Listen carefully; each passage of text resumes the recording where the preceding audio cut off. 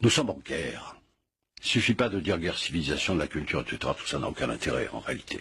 Que ce soit subversion, culture, tout ça sont problèmes sémantiques agités par des intellectuels qui n'ont rien d'autre à faire. C'est une guerre.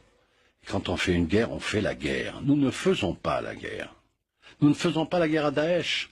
Alors on nous dit, mais guerre avant, etc. Non, non, non, la création de Daesh, c'est un phénomène international. Est-ce que nous prenons tous nos moyens, non pas militaires, mais les moyens financiers? Enfin, Daesh ne se promène pas avec de l'argent liquide dans les poches. Ils sont bien dans les banques, l'argent de Daesh. Et on n'est pas capable de savoir où ils ont mis l'argent, alors qu'on est capable de faire des sanctions contre l'Iran pendant des années, contre d'autres pays. Non, alors à qui profite le crime? Le pétrole qui continue à couler de Mossoul.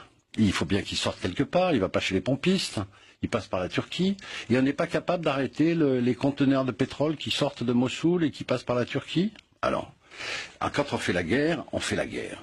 C'est-à-dire on ne se contente pas de faire des discours. Car il y a une interconnexion évidente maintenant entre un groupe armé qui ne représente pas militairement beaucoup de choses. Hier, il y a eu une discussion entre M.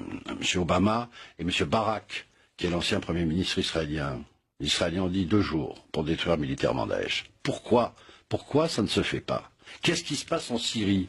Quelle est l'attitude de la France en Syrie avec Al-Qaïda? Ce sont des questions qu'il faut poser maintenant. Moi, ce que je souhaite depuis longtemps, c'est qu'il y ait un vrai débat de politique internationale sur cette situation, qui a des conséquences en France.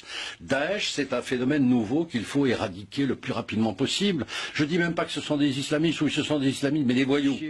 Comment peut-on expliquer qu'on ait donné l'autorisation à quelqu'un qui est fiché comme salafiste de rentrer dans un Céveso 2 sans qu'on puisse examiner avant qu'il ait été salafiste? On donne l'autorisation à quelqu'un de pouvoir rentrer dans une usine qui est pleine de bonbonnes de gaz, qui peut risquer un attentat. La coordination n'est pas faite.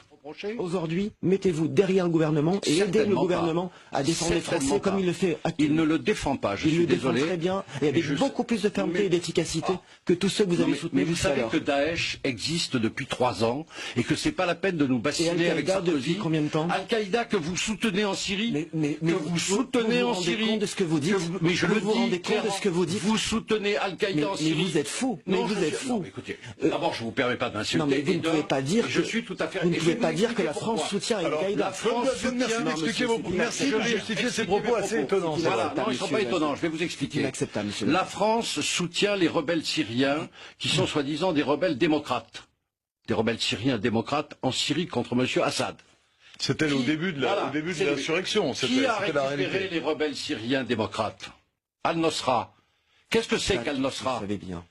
Al-Nosra, c'est pas Al-Qaïda? Pas tous les rebelles, vous le savez bien. Ah, pas tous les rebelles. C'est-à-dire, certains rebelles ont été récupérés par Al-Qaïda avec des armes françaises. Monsieur Gazian, vous ne pouvez pas dire que la France soutient Al-Qaïda. Nous continuons à fournir des armes à Al-Nosra.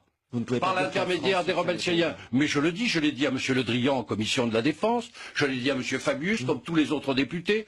Il va falloir éclairer tout ça. L'attitude de la France en Syrie n'est pas... en Syrie alors? Soutenir Assad contre Assad, mais ne pas se mêler de cette affaire. Nous avons pris position pour les sunnites. Nous sommes les alliés inconditionnels de l'Arabie Saoudite et du Qatar avec les sunnites. On sait très bien que l'Arabie Saoudite soutient les sunnites d'Al-Nosra. Ils sont armés contre Assad, parce qu'Assad il est chiite. Tout ça, c'est un problème complexe que peut-être vous ne connaissez pas, mais renseignez-vous. Mais non, mais merci de vos commentaires. Vous m'avez fait être fou, alors je peux vous traiter d'incompétent. Je retire si vous voulez bien, mais je vous répète que vous ne pouvez pas dire cela, et vous devriez, dans un contexte de terrorisme, soutenir les initiatives du gouvernement que je veux la vérité sur les ce qui Français. se passe en Syrie. Il n'y a pas d'unité nationale possible dans ces sujets-là, sur toute cette région et sur tous les combats. Les mots, c'est fini, les circonvolutions de communication, c'est terminé. Maintenant, il faut l'action.